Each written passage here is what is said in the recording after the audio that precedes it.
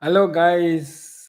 Hello, guys. How are you guys doing? I am so excited to do my first live after a while, and it's been a while since I did this with my friend Blooming, Coach Blooming.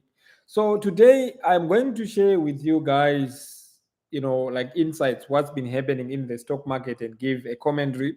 Blooming and I, we did a video, a podcast that I'm gonna edit after this, and I will drop it on this channel so that you can like learn from our insights. But basically, the purpose of this live session is to just share with you guys my insights, what I see as the potential opportunities and risks in the US and Canadian stock market.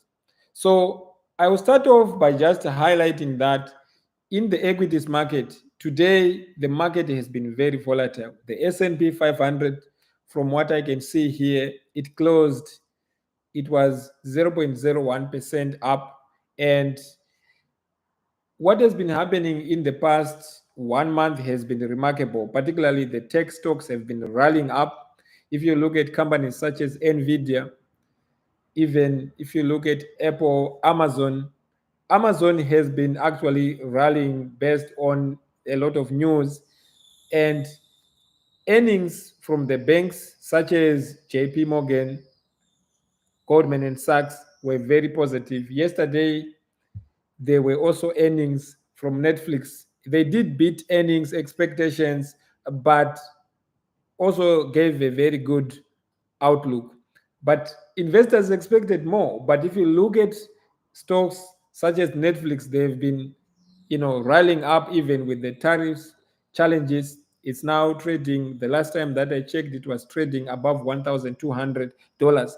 If I think of it, this is how I believe people actually get rich, because at some point, I think in 2020 when the market dropped, I saw Netflix it dropped to over almost below $400. So think of it, if you had invested money, right now your money will have 3x. So that is the key thing. But when it's happening, a lot of people, even myself included, there's a lot of fear that usually happens to then buy into stocks. This year, when the tariffs hit, like the Liberation Day, I think it was April 6th or so, the equities market in the US, it dropped. Most of the stocks, NVIDIA, at some point, I think it dropped to almost $95 or even below. Companies such as Meta, Microsoft, they were hugely discounted.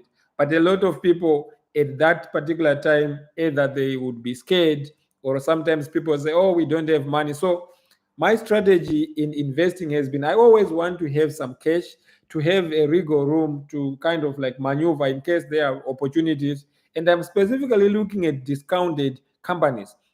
You can possibly lose money even if a company is actually very good, right? In terms of the fundamentals or even the technicals. When I'm investing, I'm looking mostly on the fundamentals, I would say 90%. And I also like to then look at the technicals for potential entries and exits. Now, this is not investment advice. Anything and everything that I share here is not supposed to be taken as investment advice. Investing and trading comes with risk. So that's on the investment side. Now, in terms of the trading, which I do most of the time, I've been using options, particularly cash secured puts. Basically, I get into a position. Let's say, for example, I want to get into a cash secured put for Apple. Let's say Apple today, let me check here. It was trading, it closed at $211, 18 cents. So if I want to take a cash secured put, sell in that particular case, I would, let's say, choose a strike price, let's say, of $205. So I opened the position by selling a cash secured put for strike price of, let's say, $205. Let's say 1 month out. So for that, I can be given, let's say, $400 for that 1 month. In other words, I am saying I am comfortable buying Apple stock if it drops, even if it drops to below 205 within this 1 month. So I can pay 205. But for doing that, for assuming that risk, I get rewarded for, it's more like selling insurance. I get rewarded. Let's say I get 400, let's say $500 for simplicity for that 1 month. Now, if Apple drops to below 205, let's say it goes to $200, still I would be assigned those shares at 205. But remember, I got $500, so that's $5 because one option contract has 100 shares, 100 units that you can control. So I would still be at break even, right, at that point. So let's say if it stays up, let's say it closes the end of the expiry date at 210 or $206, then it means I will still keep the $500 for that 1 month. So that's what I have been using to generate income. But at the background of that, I only do that, sell cash secured put for companies that I believe that have strong fundamentals and that I believe that they are undervalued, or for the strike price that I want. So that's the most important thing, because let's say now the stock, let's say you get in a crappy stock and it drops. Let's say you get in the stock, it was trading at $100, which was overvalued, right? It was overhyped. Then it drops, you get the strike price of $90. Then it goes to $10. You would still be obligated to buy it at $90, right? So that means for the 100 shares, you would, be supposed to pay $9,000, right? Minus fees. So what that means is that you still will have a very, steep loss. So that's why I like to only look at companies that have strong fundamentals. So the majority of my time for the investment portfolio, I'm looking for stocks that have strong fundamentals, free cash flows that have been growing over time, a very little or no long-term debt. That's the strategy that I like. Usually I like the long-term debt to be 3 as to free cash flows to be like the long-term debt to free cash flows to be um, 3:1. In other words, if the debt is 3 times more than the free cash flows, what that means, my assumption is that within 3 years, that business, that company publicly listed, can actually pay it off. Why? Because there are a lot of potential macroeconomic headwinds or things that we don't know that can potentially cause the market, the US equities market, to drop. That's what I do. I focus on stocks. So if a company has a very weak balance sheet, most likely they may not even go, they may actually declare bankrupt. So if the company has very strong balance sheet, if you look on the balance sheet, the cash and cash equivalent, they have a lot of cash.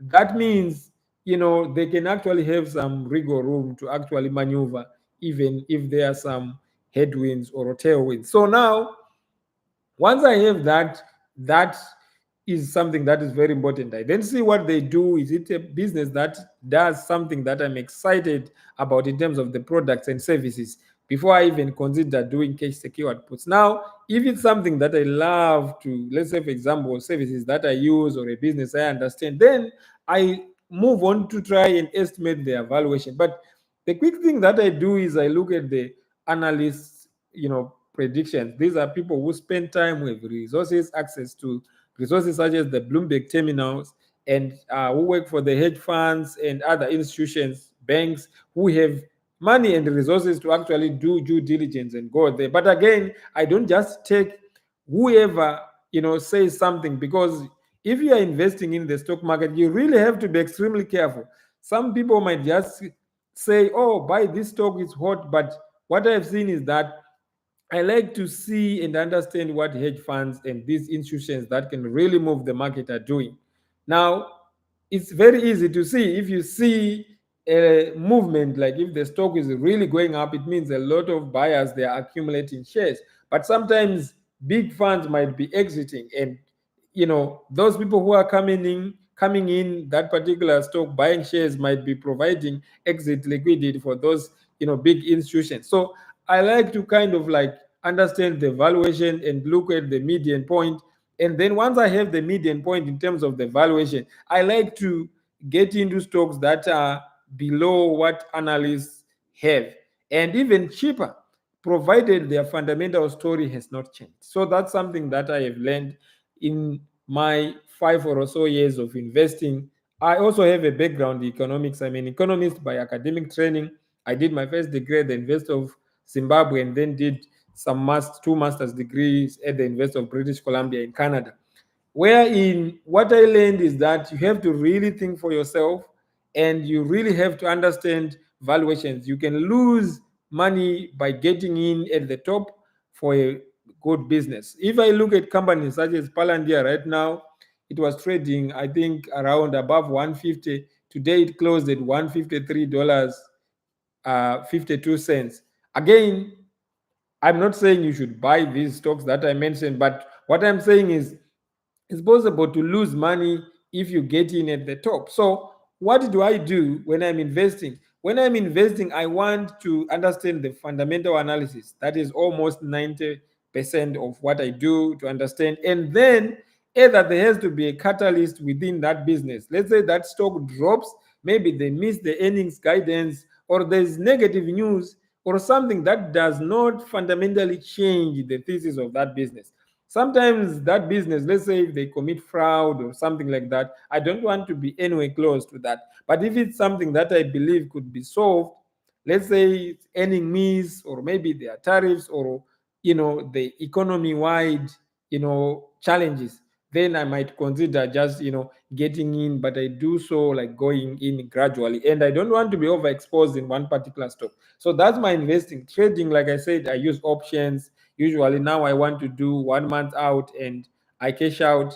I open the position by selling cash secured put and close the position by buying to close that position at a lower price. So that's what I do. And I buy stocks when they are down for my trading and sell. Sometimes even in a day or 2, 3 days, but I don't want to be spending most of my time looking at the market minute by minute. Now, in terms of what I have seen in the market as well this week, there has been a lot of hullabaloo. Like President Trump indicated that he was considering. I mean, he denied that he was considering firing Jerome Powell, but there's a lot of chatter around that.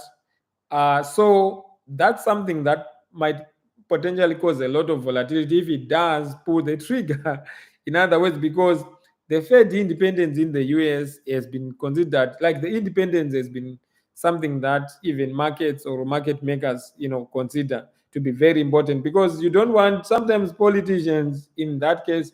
Not, I don't like to talk about politics necessarily, but sometimes some politicians, and I'm not specifically referring to the current US administration, but generally from what I've seen, some politicians may just be short sighted. They want things in the now to please their best. So, what I've seen is that as an investor, I want to look at the long term, but also to understand the businesses that I'm investing in and have an emergent fund to make sure that even if I lose my income streams, I can still be able to meet my short term cash needs. So that is very, very important. So if you want to learn more about how I invest and trade, make sure you reach out to me via www.streetwiseeconomics.com.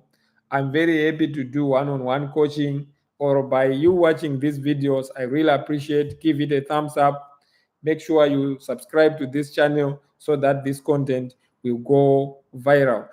I'm also, like considering doing these regular updates of what's going on, because I'm a trader, but I also like to invest for the long term. So just sharing my insights of what's going on, what I think is happening in the market. So I thought I would just share this with you guys, and hopefully you can learn something, or you can share with me how are you guys managing the volatility in the US market.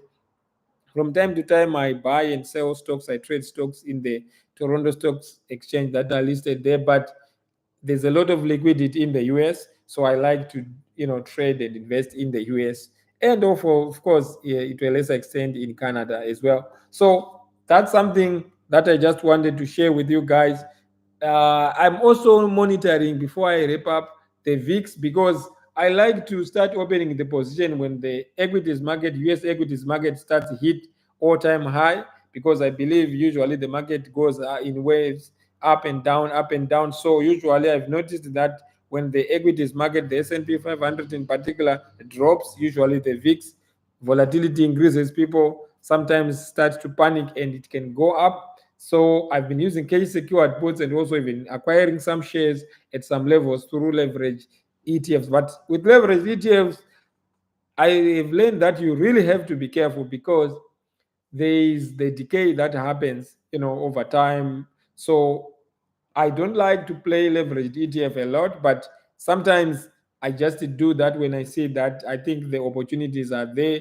There is a high probability that this trade would go. Again, nobody can predict the market um, with 100% confidence. Things can change short term, long term, but over the long term, what I've seen is the US equities market has been going up, I think at least 72% of the time, up years and down years, if you look at the historical data. But the point is, for those drawdowns, a lot of people potentially lose money. But for those who stay invested in high quality companies, they tend to make money. So you can lose money by just jumping in and jumping out. So Peter Lynch, famously known for coining the term that timing the money, time, timing the market beats trying to time the markets. He ran the Magellan Fund in the US, and I think it was one of these big institutions, Merrill and Lynch, or I think one of those top institutions. But what he did, he was able to beat the S&P 500. But he was of the belief that even if it's very volatile, if the company has strong fundamentals, Buffett has the same thesis as well. And I learned that from him just watching his interviews.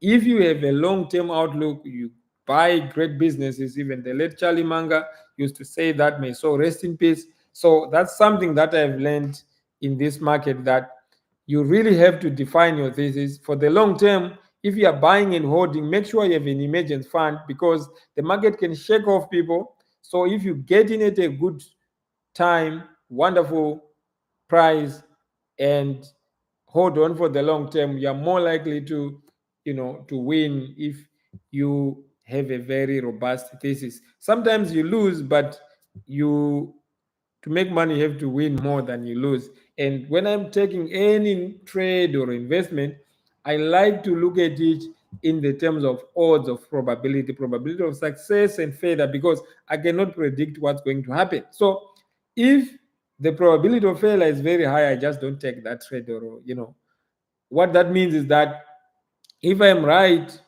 then you can lose a lot of money. So I also want to have a diversified portfolio and not be over invested in one particular stock, because you can be wrong even if you think you are very smart or smarter than everyone else. So that's something that I've learned in the market. So I just wanted to share this with you guys. Hit the subscribe, ask any question that you guys may want to ask. Thank you so much for tuning in and watching this video. I hope to see you on the next video. I'm gonna try to do some more live videos to just share my thoughts, what's going on in the markets. Again, trade and invest wisely, and may the markets be on your side. Bye bye for now.